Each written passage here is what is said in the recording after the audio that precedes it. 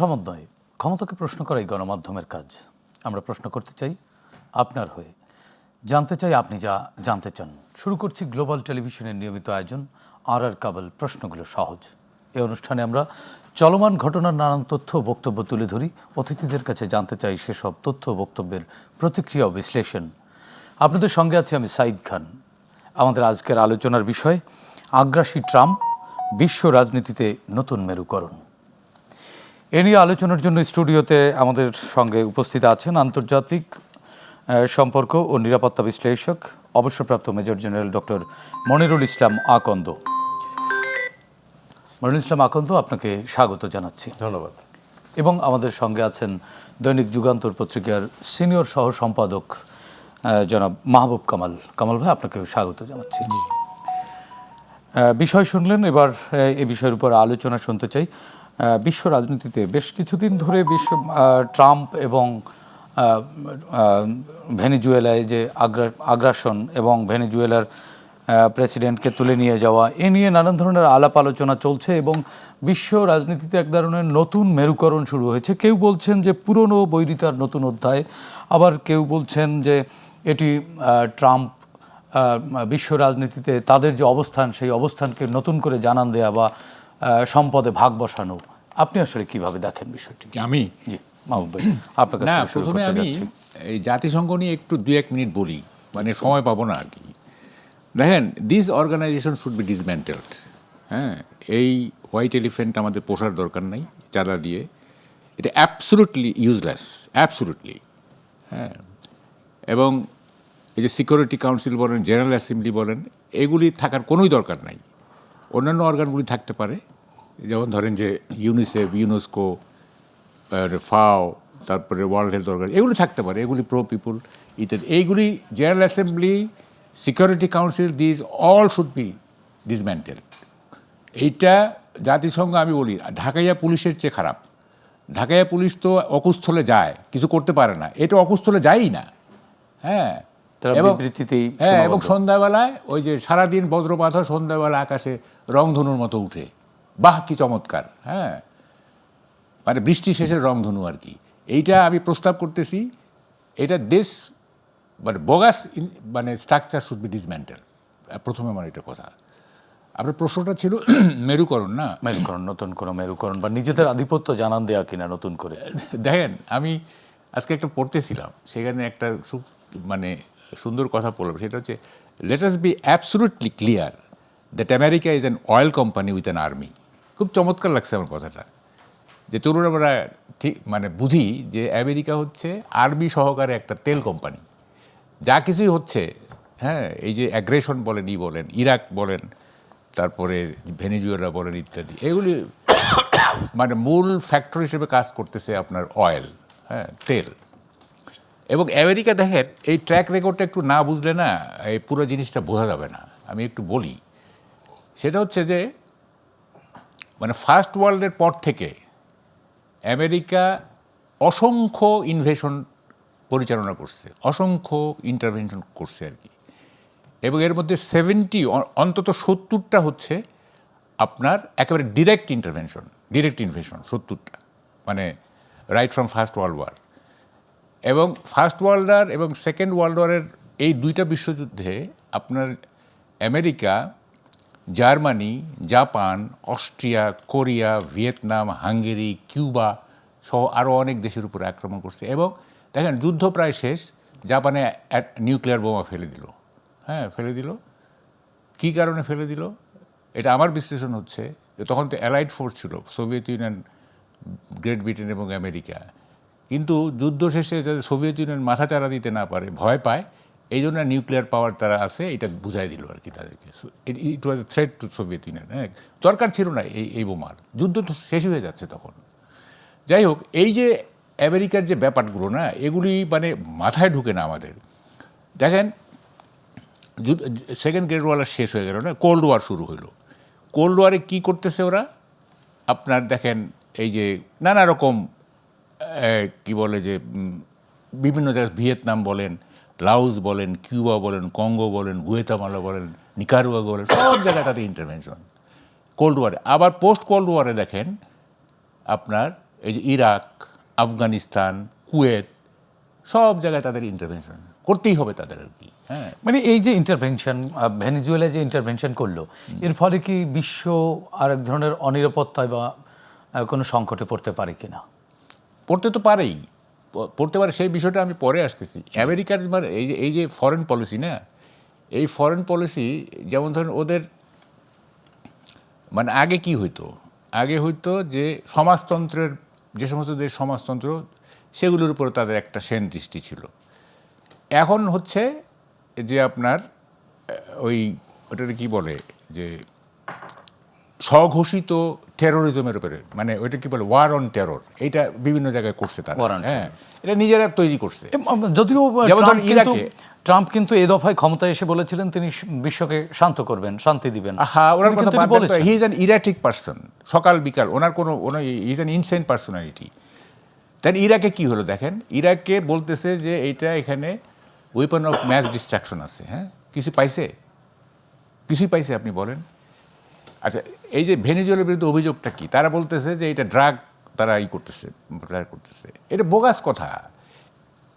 Venezuela হচ্ছে আপনার oil সমৃদ্ধ, মানে ক্রুড অয়েল সমৃদ্ধ একটা দেশ। এইখান থেকে অন্যান্য এবং ট্রাম্প তো ইতিমধ্যে বলেছে যে ওই জায়গায় তেল সম্পদ, হ্যাঁ, ওখানে তারা টেকনোলজি, হ্যাঁ ওরা ওখানে বিনিয়োগ করবে, ওখানে মানে কি বলে যে টেকনোলজি এখানে করবে যাতে বেশি করে উত্তোলন হয়, তেল বেশি করে তেল পাওয়া যায়। এবং কি বলে যে ভেনেজুয়েলার পলিটিক্সটাকে নিয়ন্ত্রণে নিয়ে আসবে। যেমন ধরেন যে ভেনেজুয়েলা তো আপনার অর্থনীতি ভাষা খুব খারাপ অবস্থায় আছে। হ্যাঁ, খুব খারাপ অবস্থায় আছে। এই যে এই কী বলে যে হুগো চ্যাভেজ থেকে শুরু করে এই পর্যন্ত ভেনেজুয়েলার অর্থনীতি কিন্তু খুব ভালো না। তো তারা একটা বেশি তেল উৎপাদন করে তারা নিজেরা নিবে, আবার এখানে ভেনেজুয়েলার অর্থনীতি উন্নয়নের জন্য কিছু তেল ব্যবহার করবে। মানে আসলেই অর্থনৈতিকভাবে তারা উন্নত হবে কিনা, এই পথে ভেনেজুয়েলা উন্নত হবে কিনা? ভেনেজুয়েলা উন্নত হবে কিনা এটা নির্ভর করবে যে আমেরিকা ভেনেজুয়েলাকে কিভাবে দেখতে চায়, কিভাবে এখানে আরো ফ্যাক্টর আছে, আরো দেয়ার আর আদার ফ্যাক্টরস অলসো। আদার ফ্যাক্টর শুনবো আপনার কাছ থেকে। আমাদের সাথে আরও একজন অতিথি রয়েছেন, মেজর জেনারেল ডক্টর মনিরুল ইসলাম আকন্দ। মনিরুল ইসলাম আকন্দ, আপনার কাছ থেকে একটু জানতে চাই, ভেনেজুয়েলায় কি আবারও মানে আটকে যাবে কিনা ট্রাম্পের রাজনীতি বা ট্রাম্পের যে এই আগ্রাসী মনোভাব, এই কারণে ভেনেজুয়েলা কেন্দ্রিক যে এই যে ক্র্যাকডাউন বা যে ঘটনাটি ঘটালো, আবারও কি আমেরিকা নতুন কোনো ফাঁদে পড়ে যাবে কিনা গোটা বিশ্বের? আপনি দেখেছেন যে এই ঘটনার পর বিশ্ব নেতারা কিন্তু ভেনেজুয়েলার পাশে দাঁড়িয়েছে এবং বক্তৃতা বিবৃতি দিচ্ছেন এখনও। তারা নতুন কোনো মোড় নিতে পারে কিনা? যে অনেক ধন্যবাদ। বিসমিল্লাহির রহমানির রহিম। প্রথমে আমি গ্লোবাল টেলিভিশনকে ধন্যবাদ জানাচ্ছি। এই প্রথমবার গ্লোবাল টেলিভিশনে আমি একটা টক শোতে পার্টিসিপেট করছি। আমি একসময় একটু রিসার্চ করছিলাম, তখন আমি হঠাৎ করে ওয়েব পেজে একটা বৃদ্ধ আফগানি একটা ভদ্রলোককে দেখলাম। সে হাতে একটা প্ল্যাকার্ড হাতে, এবং এটাতে লেখা ছিল, do not anger the Americans or they will bring democracy to your country. যেভাবে আফগানিস্তানে ইরাকে ডেমোক্রেসি এনেছে। ভেনেজুয়েলা ভাই যেটা বললেন যে পৃথিবীর সবচেয়ে বড় মজুদ ক্রুড অয়েলের 303 বিলিয়ন। সৌদি আরেবিয়া হচ্ছে পৃথিবীতে দ্বিতীয় একটা rich country. Also Venezuela has more reserve oil than Saudi Arabia. Iran হচ্ছে থার্ড।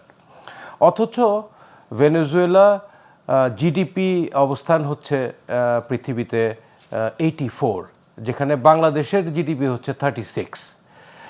সৌদি আরেবিয়ার জনসংখ্যা 3.5 কোটি এবং ভেনেজুয়েলার জনসংখ্যা প্রায় 3 কোটি।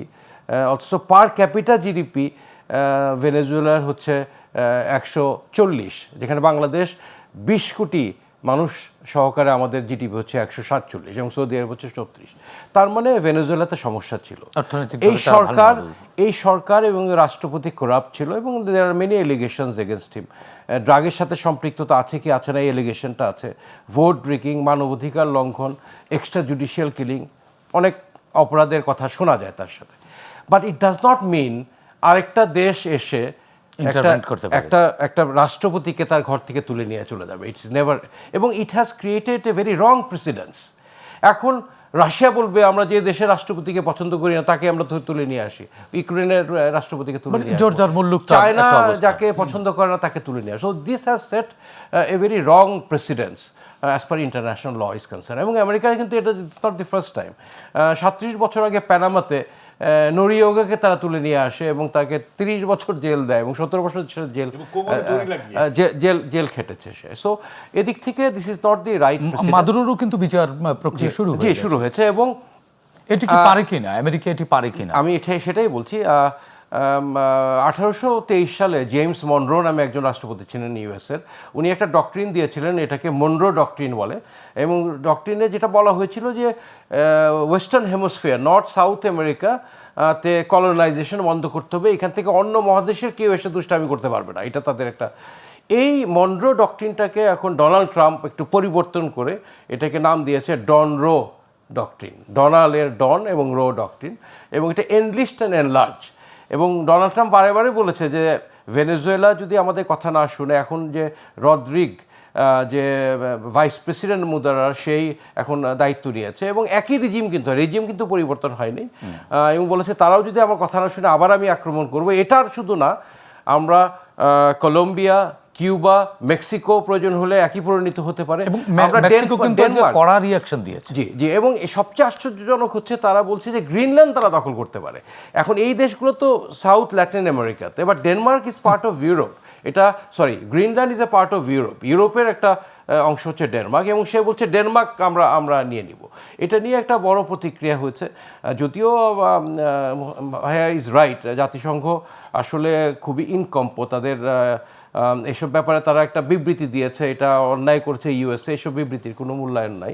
বাট ডোনাল্ড ট্রাম্প শুধু ল্যাটিন আমেরিকা না, সে তার ন্যাটো মিত্রদের বিরুদ্ধেও এখন সে অ্যাকশনে যাচ্ছে, এবং তারা বলছে যে তারা ভেনেজুয়েলার যে 50 মিলিয়ন ব্যারেল তেল তারা নিয়ে আসবে, এবং আমেরিকান যে তেল কোম্পানিগুলো 2 দশক আগে আমেরিকান তেল কোম্পানিগুলো ওয়াজ কিকড আউট অফ ভেনেজুয়েলা, তারা যাতে আবার পুনরায় আসতে পারে। এখন মার্কিন যুক্তরাষ্ট্র has the right to protect its border and it's population, but অন্য দেশে তো এইভাবে করতে পারে না। এটা কোনোভাবেই গ্রহণযোগ্য না।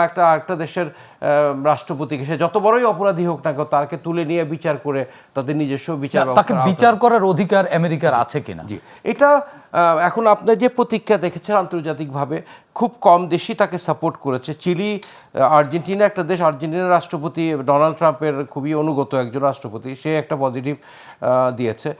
বাট অধিকাংশ রাষ্ট্র, ইভেন ইউএন সিকিউরিটি কাউন্সিলে যে মার্কিন যুক্তরাষ্ট্রের যে মিত্ররা ছিল, তারাও কিন্তু এটা ধিক্কার জানিয়েছে যে এটা মার্কিন যুক্তরাষ্ট্র একটা অন্যায় করেছে। এবং মার্কিন যুক্তরাষ্ট্রে এবং চায়না, রাশিয়া তো স্বাভাবিকভাবে এটা বলেছে যে এটা কোনোভাবে এটা তারা করতে পারে না। এখন USA is the strongest nation in the world.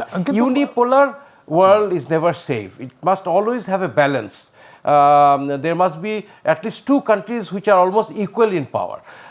এবং এখন যে অবস্থা, বাট মার্কিন যুক্তরাষ্ট্রে আমি দীর্ঘদিন বসবাস করেছি, একটা কথা আমি আপনাদেরকে বলি, that country really has freedom of speech. এবং আপনি দেখবেন যে মার্কিন যুক্তরাষ্ট্রের কংগ্রেস, সিনেটের মধ্যে এটার প্রতিবাদ হচ্ছে। ইভেন রিপাবলিকান পার্টি, ডোনাল্ড ট্রাম্পের পার্টির লোকজনও কিন্তু এটার বিরোধিতা করছে, বিকজ আরেকটা রাষ্ট্র আক্রমণ করতে হলে কংগ্রেশনাল অনুমোদন লাগে, সেই অনুমোদন সে নেয়নি।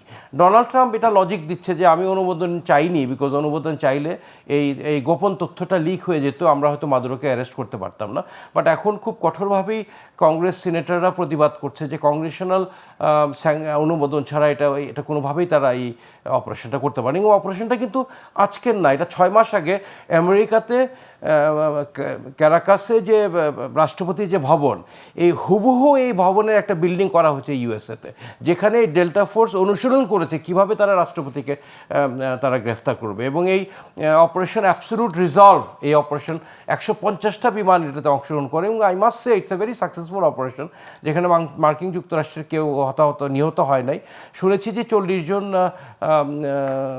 ভেনেজুয়েলার নাগরিক, সামরিক বেসামরিক নাগরিক নিহত হয়েছে। বাট এটাও একটা ব্যাপার যে মুদারা কিন্তু তার ব্যক্তিগত প্রতিরক্ষার জন্য ভেনেজুয়েলার সেনাবাহিনী মোতায়েন করেনি, সে কিউবা থেকে হায়ার করা সেনাবাহিনী তার প্রোটেকশনের দায়িত্বে ছিল এই প্যালেসে। তার মানে মুদারা কিন্তু তার নিজের নাগরিকদেরও বিশ্বাস করত, তার নিজস্ব সেনাবাহিনী দিয়ে সে নিজের প্রোটেকশন সে নিশ্চিত করে নাই।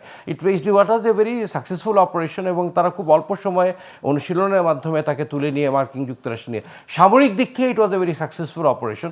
But politically as per international law, I think they have grossly violated, and it has created a very wrong example for other nations. না, রং এক্সাম্পল হতে পারে, কিন্তু রং এক্সাম্পল কোনো ব্যাড ইম্প্যাক্ট ক্রিয়েট করবে কি না? অবশ্যই ব্যাড ইম্প্যাক্ট বিশ্ব অর্থনীতিতেও এক ধরনের প্রভাব পড়বে। এটা তো পড়বেই। এখন আপনারা জানেন যে ভেনেজুয়েলার উপর তার রাগ কেন? Why Venezuela? Number one, it has the largest oil reserve in the world, this is one. Number two, এই Maduro allowed to export oil to China and Russia. এটি মূলত মূল ক্রাইসিস মেবি। এবং এখন ডোনাল্ড ট্রাম্প বলছে যে আমি দেশটাকে চালাবো, তাদের অর্থটা আমি কন্ট্রোল করব। আরেকটা দেশ একটা দেশকে কিভাবে চালায়, একটা সময় আমাদের অপেক্ষা করতে দেখার জন্য এটা কি সম্ভব কিনা। মনির ভাই, আপনার কাছ থেকে আবারও শুনবো। মাহবুব ভাই। আমি বলছি, হ্যাঁ জি প্লিজ। ওনার কথাটা ধরেই আমি বলি, যেমন উনি বললেন যে ভেনেজুয়েলাতে আপনার অটোক্রেসি ছিল, টিরানি ছিল, কিন্তু কেন বাইরে থেকে এসে ইন্টারফেয়ার করবে? হ্যাঁ, দেখেন এটা কিন্তু ইরাকের ক্ষেত্রে হয়েছে। ধরেন সাদ্দামের যে রুল, সেটা তো এক ধরনের অটোক্রেটিক রুল, তাই না? চরম ফুল অটোক্রেসি। যেমন কুর্দিদের উপর তাদের যে হ্যাঁ, এই যে কেমিক্যাল আলী, একটা নামই উঠছিল কেমিক্যাল আলী। তো কিন্তু এটা তো তাদের ডোমেস্টিক ব্যাপার, তাই না? এইটা নিয়ে আলাপ আলোচনা হইতে পারে, ইত্যাদি জাতিসংঘে আলাপ আলোচনা, কিন্তু এইভাবে ডিরেক্ট মানে কি বলে ওয়েপন অফ ম্যাস ডিস্ট্রাকশনের অভিযোগ তুলে এইভাবে মানে একটা দেশকে ধ্বংস করে দেওয়া, এটাও ভেনেজুয়েলার তাই হতে যাচ্ছে। দেখেন, আমি বলতেছি কি, আমেরিকা আবার ভেনেজুয়েলার অভ্যন্তরীণ কিন্তু একটি অংশ ট্রাম্পের এই অভিযানকে সমর্থনও দিয়ে। হ্যাঁ, এটা তো হবেই, প্রত্যেকটা দেশেই আপনার ফরেন এগেন্স্ট থাকবেই। তার মানে এক ধরনের গৃহযুদ্ধ লেগে গেছে। এর বলছি আমি পরে। দেখেন, আগে আমেরিকারটা সারি, মানে আমেরিকার ব্যাপারটা খুব সিরিয়াস কনসার্ন আমাদের। দেখেন, আমেরিকার ইন্টারভেনশন কখনো শেষ হবে না। কখনো তারা ফরমালি ডিক্লেয়ার করে ওয়ার করবে, কখনো প্রক্সি ওয়ার করবে, কখনো আপনার মানে কি বলে ওইটা ব্রিফ মিলিটারি ইনভেশন করবে। এটা থাকবে, এবং ওদের সাইকিটাই কিন্তু এরকম আমেরিকানদের। যেমন ধরেন, আমি যখন এমআইটিতে যাই, এমআইটিতে ঢুকছি, তখন আমি এমআইটি যাই নাই। আমার যে গাইড ছিল, আমি বুঝতেছি না কোথায় আসছি। তো আমি বললাম যে কোথায় আসলাম এটা? বলো যে কাজ হয় এখানে, ঠেলা বুঝে সাদ্দাম। এটা ইট ইজ ওয়ে ব্যাক 98 আর কি। হ্যাঁ, তো যেমন ধরেন Bernie Sanders, he didn't get a nomination. হ্যাঁ, তার মতো মানবতাবাদী, তার মতো শান্তিবাদী দিল না তাকে, কারণ যুদ্ধং দেখি না। হ্যাঁ, সে দুইবার সে হি ওয়াজ ডিপ্রাইভড অফ নমিনেশন। হ্যাঁ, তো ফলে তাদের সাইকিটাই এরকম। এখন দেখেন, কথাটা হচ্ছে আমেরিকার সাথে পারা যাবে না, আমরা যতই বলি না কেন। আমেরিকার সাথে পারা, এটা একে তো আটলান্টিকের ওই পারে দেশ, তারপরে ধরেন যে মানে ওই যে বলে না যে বন্দরে কি নাবিকের বন্দরে বন্দরে স্ত্রী থাকে, তো যেখানেই পানি সেখানে হচ্ছে আমেরিকার ফ্লিট। হ্যাঁ, এবং তারা বলতেছে যে এই পৃথিবীকে 150 টাইমস তারা ধ্বংস করে দিতে পারে। হ্যাঁ, ফলে এটা পারা যাবে না। এইটার একমাত্র উপায় আছে, আমি এটা একটা টেলিভিশনে বলছি, এই পৃথিবীটাকে শান্ত করতে পারে আসলে আমেরিকার জনগণ। তারা যদি বলে যে আমাদের প্রেসিডেন্ট বা আমাদের অ্যাডমিনিস্ট্রেশন এই ফরেন পলিসি নিতে পারবে না, হ্যাঁ, এই ফরেন পলিসি নিতে পারে, তারা যদি প্রেশারাইজ করে একটা, আমরা কিছু করতে পারবো না, এইটা বোঝা হয়ে গেছে। হ্যাঁ, এটা বোঝা হয়ে গেছে, ওই ইউনিপোলারই থাকবে, এবং মানে উই আর ডেস্টাইন টু মানে সাচ এ মিসফরচুন আর কি। হ্যাঁ, আমরা ডেস্টাইন টু। এবং এইটা আমেরিকার জনগণের কবে শুভবুদ্ধি হবে, কবে তারা মানে ইলেকশনে একজন মানে বার্নি স্যান্ডার্সের মতো একজন প্রেসিডেন্ট কবে তারা আনবে, হ্যাঁ, কবে তারা মানে এই যে মানে যুদ্ধবাজ আমেরিকান প্রেসিডেন্টদেরকে কীভাবে নিবৃত্ত করবে, এইটা দেখেন। বারাক ওবামার মতো একজন ভদ্রলোক, একটা পরিশীলিত লোক, হ্যাঁ, একটা সেও দেখেন যুদ্ধ বাধায় দিল, মানে যুদ্ধের মধ্যে চলে গেল আর কি। মাহবুব ভাই, এ বিষয়ে আমরা আরও আলোচনা শুনবো। আমরা ছোট্ট একটি বিরতি থেকে ফিরে। দর্শক, আর কাবুল প্রশ্নগুলো সহজ নিচ্ছে একটি ছোট্ট বিরতি, আমাদের সঙ্গেই থাকুন।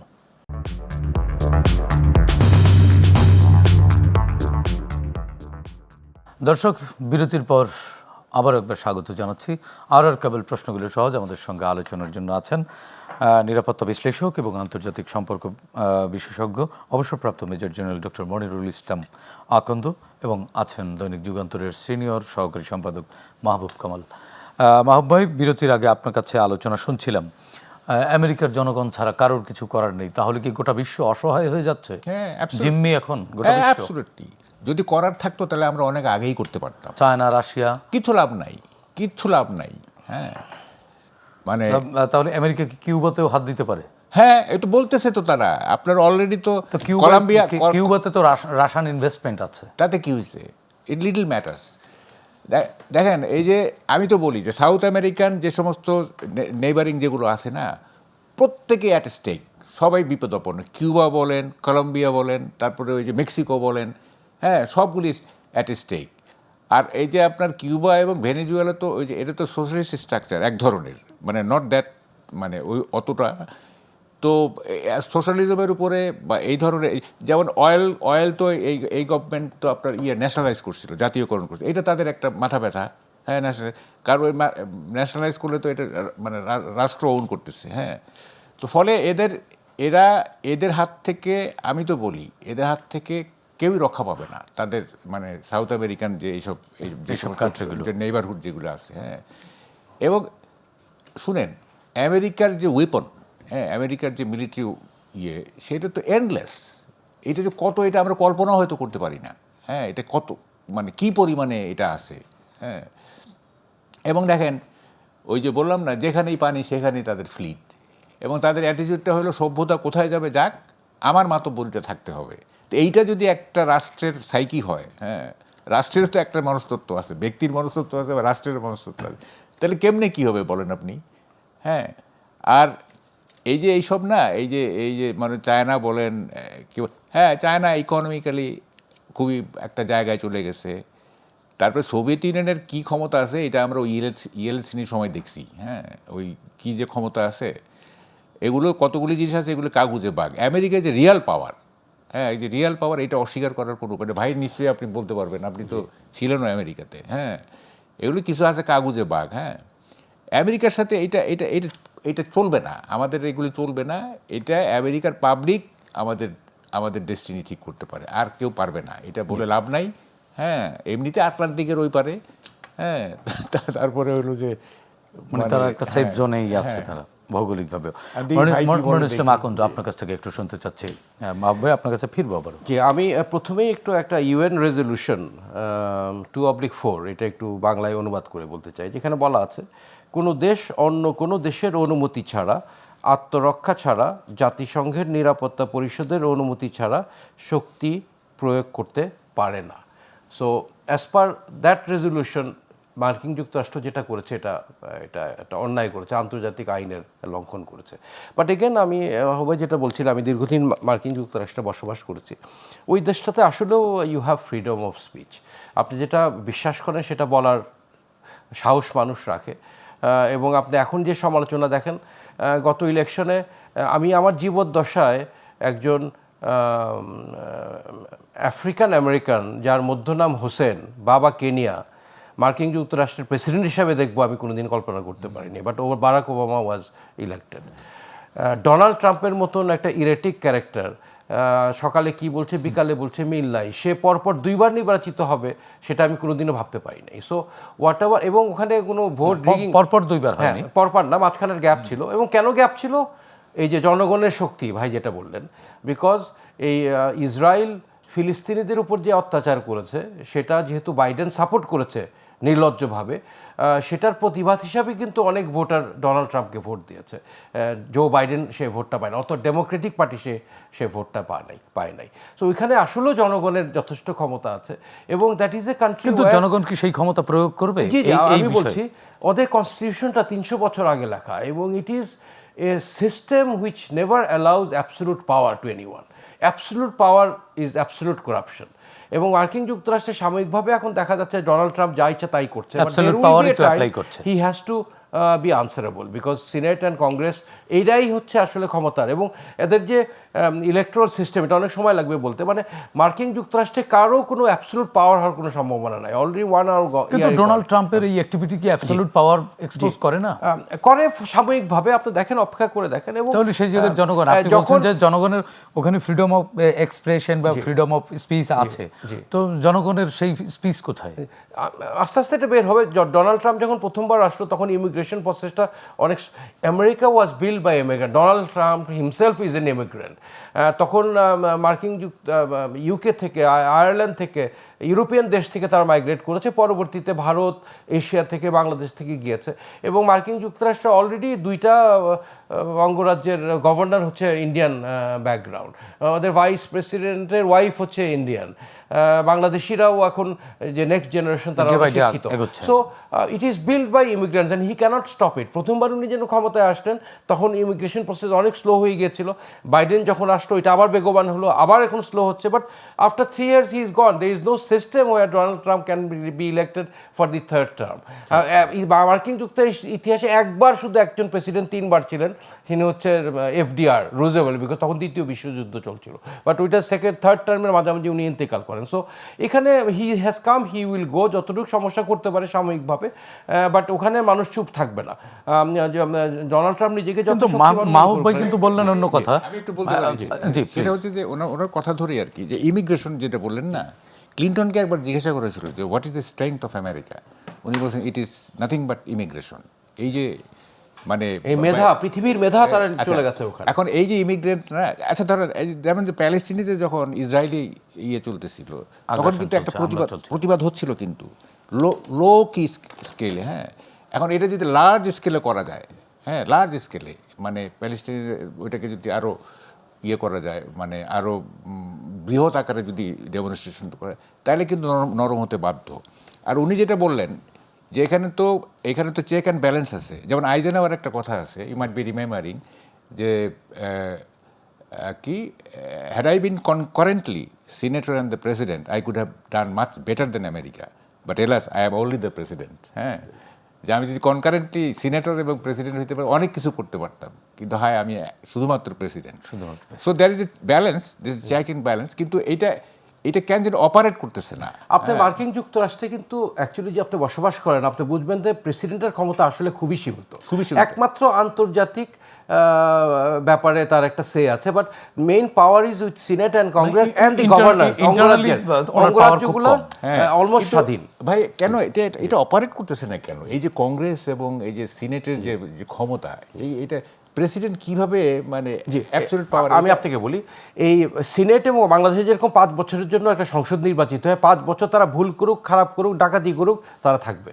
মার্কিন যুক্তরাষ্ট্রে কিন্তু একবারে পুরো কংগ্রেস ইলেক্টেড হয় না, কংগ্রেস আসে মাত্র 2 বছরের জন্য, 2 বছর পর পর এটা পরিবর্তন হয়। সিনেট 6 বছরের জন্য, বাট প্রতি 2 বছর অন্তর অন্তর 1/3 পরিবর্তন হয়।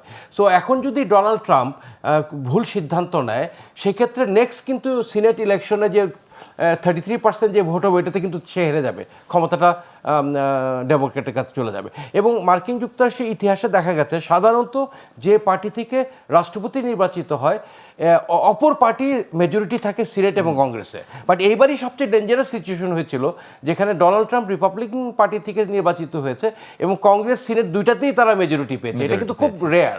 বাট সেক্ষেত্রে মনিরুল ইসলাম আকন্দ, এই যে বর্তমান প্রেক্ষাপটে, বর্তমান যে অবস্থা, বর্তমান পরিস্থিতির কারণে বিশ্ব কোন কোন ধরনের থ্রেটের মুখে পড়তে পারে? বিশ্ব কি নিরাপদ থাকবে? অ্যাবসলিউটলি নিরাপদ থাকবে না। I said that it has, মানে কোন কোন ক্ষেত্রে সবচেয়ে বেশি ইমপ্যাক্ট করতে পারে? It has set a very wrong precedence, because এখন অন্য যে কোনো আদার সুপার পাওয়ার, চায়না বলেন, রাশিয়া বলেন, they will say that we also have the right, মানে তারাও তো প্রুভ করতে চাইবে, না তারাও তো এটা এখানে প্রুভ করতে চাইবে দে আর অলসো পাওয়ার।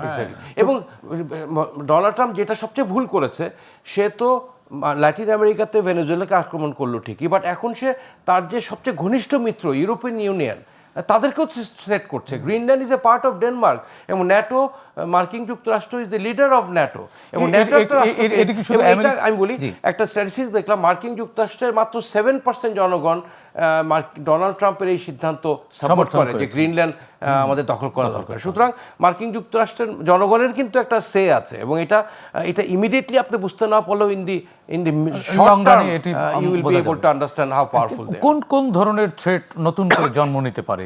আপনি তো দীর্ঘদিন যাবত ওখানে থাকছেন এবং নিরাপত্তা এবং আন্তর্জাতিক সম্পর্ক নিয়ে আপনি গবেষণাও করেন।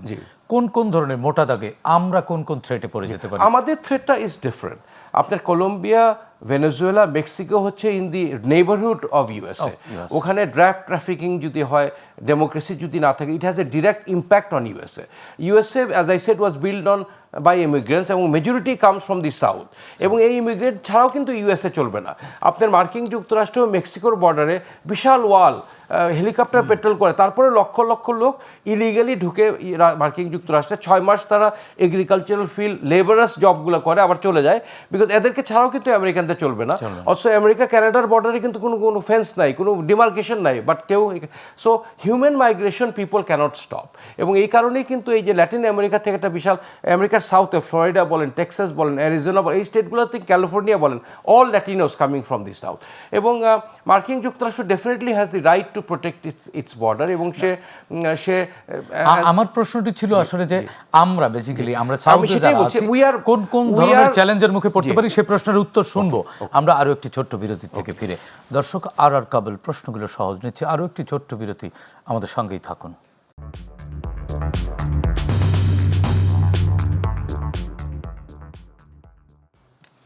দর্শক, আর কাবল প্রশ্নগুলো সহজ বিরতির পরে আবারও স্বাগত জানাচ্ছি আপনাদেরকে। আমরা আলোচনায় ছিলাম বিরতির আগে মনিরুল ইসলাম আকন্দ, মেজর জেনারেল অবসরপ্রাপ্ত। মনির ভাই, আপনি বলছিলেন যে আমেরিকা তাদের জনগণের অনেক স্বাধীনতা আছে, অনেক কিছু বলতে পারে, বা সিনেট এবং তাদের যে প্রেসিডেন্টের যে একচ্ছত্র ক্ষমতা নেই। আমরা আপনার কাছে যেটি প্রশ্ন ছিল বিরতির আগে সেটি হচ্ছে যে আমরা কোন কোন ধরনের থ্রেটের মুখে আমরা পড়তে পারি, আমাদের জন্য কোন কোন অশনি সংকেত নিয়ে আসতে পারে ট্রাম্পের এই আপনাদের দুজনের বক্তব্য অনুযায়ী এক ধরনের উন্মাদনা। জি, অনেক ধন্যবাদ। আমি আগে যেটা বললাম যে ভেনেজুয়েলা কেন মার্কিন যুক্তরাষ্ট্র আক্রমণ করলো, প্রথম কারণ হচ্ছে তেল। তো বাংলাদেশে তেল নাই, সুতরাং এই ব্যাপারে আমাদের থ্রেট নাই। বাট কিন্তু আঞ্চলিক তো একটা বিষয় আছে। বাংলাদেশের ভৌগোলিক অবস্থানটা is very important to the super powers. আমাদের যে জিও পলিটিক্যাল যে location and access to bay of Bengal, which is very important to all the super powers. সে কারণেই কিন্তু চায়না প্রচুর আগ্রহী বাংলাদেশের প্রতি, মার্কিন যুক্তরাষ্ট্র তো অনেক আগ্রহী বাংলাদেশের প্রতি, Russia, India is interested. So আমাদের geo political location and the ability to control a large part of the globe through Bangladesh, it makes Bangladesh very very vulnerable. এবং এখানেই আমাদের দৃষ্টি পড়বে সুপার পাওয়ারগুলোর। এখন আমাদের কি করণীয় বাংলাদেশের? বাংলাদেশের 3 দিকে ভারত বেষ্টিত। Bharat is a big nation, he is the big brother, she is the big brother of this reason. তাদের অর্থনীতি অনেক বড়।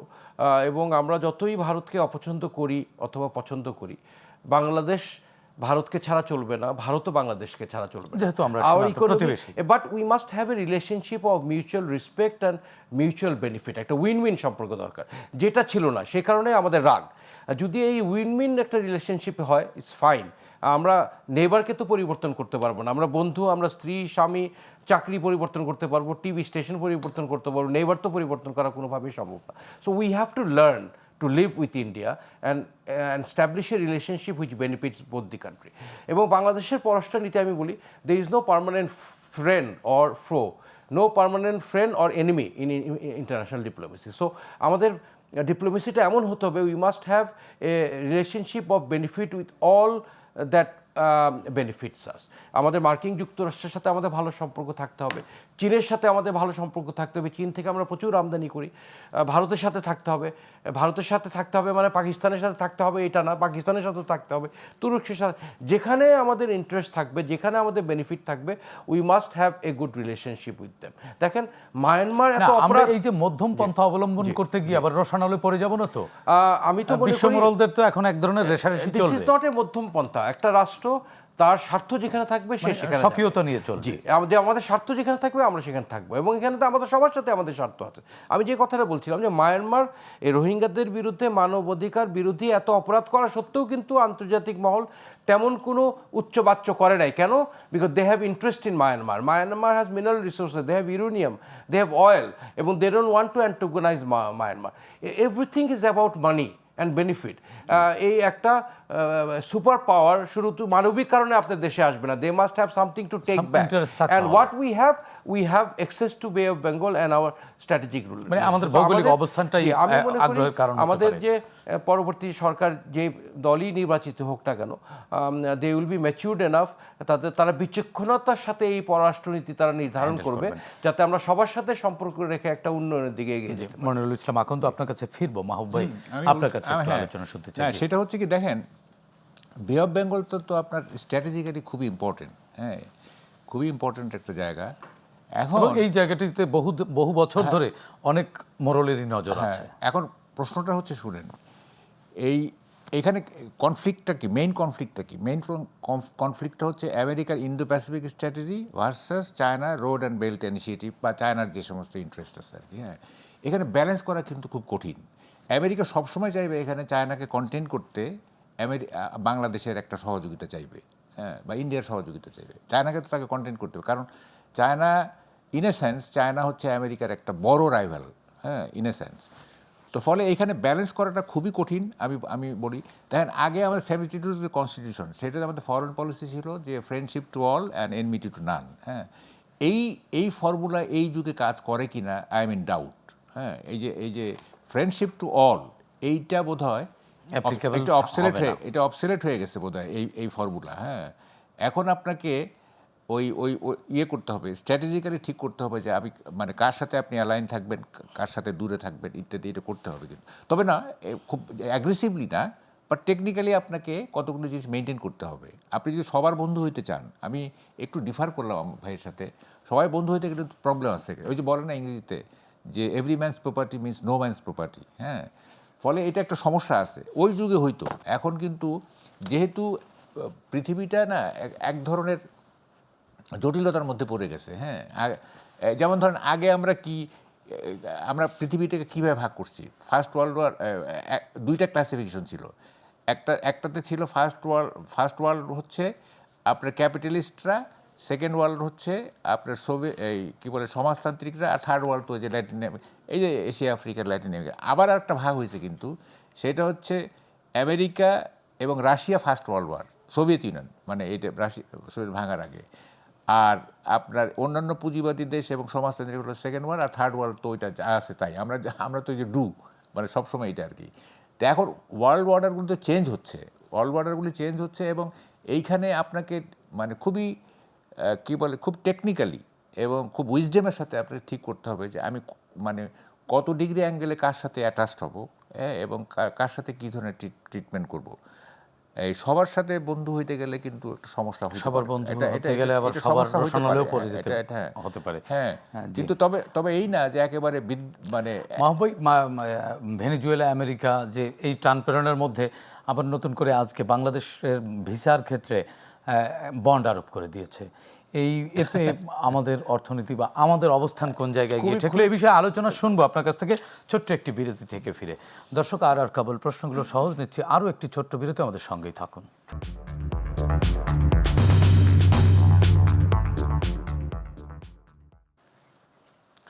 দর্শক, বিরতির পর আরও একবার স্বাগত জানাচ্ছি আর কাবল প্রশ্নগুলো সহজ, ফিরছে আলোচনায়। মাহবুব ভাই, বিরতির আগে আপনার কাছে প্রশ্ন ছিল, আজকে আমেরিকা আমাদের বাংলাদেশের জন্য ভিসা বন্ড আরোপ করেছে, এর ফলে শুধু ভিসা বন্ড না, তো আরও ব্যাপার আছে। আচ্ছা, প্রথম কথা আমি ভিসা বন্ডটা বলি। এই যে $15,000 না, which means approximately 18 lakh, 18 lakh টাকা আপনার বন্ড দিয়ে আপনার যাওয়া, এটা মানে ভিজিট ভিসায় এটা খুব টাফ হয়ে যাবে আর কি। হ্যাঁ, এটা একটা বড় সমস্যা। তারপর আরেকটা তারা করছে, সেটা হচ্ছে যে আমেরিকাতে ঢুকতে গেলে আপনি সব এয়ারপোর্ট ব্যবহার করতে পারবেন না। 3টা এয়ারপোর্ট, একটা হচ্ছে JFK, জন এফ কেনেডি, আরেকটা হচ্ছে নিউ ইয়র্ক লিবার্টি ইন্টারন্যাশনাল, হ্যাঁ, আরেকটা হচ্ছে মিয়ামি ফ্লোরিডা। এই 3টা এয়ারপোর্ট আপনি ব্যবহার করেন, এগুলো ছাড়া আপনি আর ব্যবহার করতে পারবেন। এটাও এখানেও কিন্তু এক ধরনের ইয়ে আছে। আরেকটা হলো আপনি রেমিটেন্স পাঠানোর সময় আপনাকে 1% দিতে হবে, ট্যাক্স দিতে হবে। তার মানে কি, যেমন ধরেন আমি যদি আমেরিকা থেকে $5,000 এখানে পাঠাতে চাই, তাহলে $5,000 1% হচ্ছে কত? $5,000 1% 50। তাহলে $50 মিনস আপনি কত, 5,000 টাকার বেশি, অলমোস্ট 6,000 টাকা না? তো বাংলাদেশের জন্য এটা বিরাট ব্যাপার। বাংলাদেশের জন্য যেমন ধরেন এই কি বলে যে আমেরিকা থেকে এখানে যারা মানে গরিব পরিবার আছে না, অনেক গরিব পরিবার আছে, তো সেখান থেকে যদি আপনি প্রতি রেমিটেন্সে যদি আপনি 2,000 টাকা কাটেন, 1,000 টাকা কাটেন, 3,000 টাকা কাটেন, আর লার্জ স্কেলে হলে তো আরও বেশি কাটবে। তো এটা একটা বিরাট ব্যাপার না?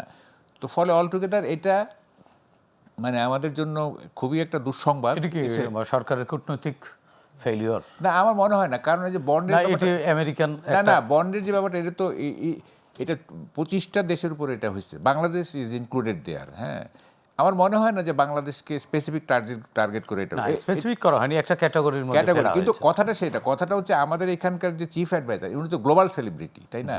এবং আমরা তো জানি যে he has good connections with many, তাই না?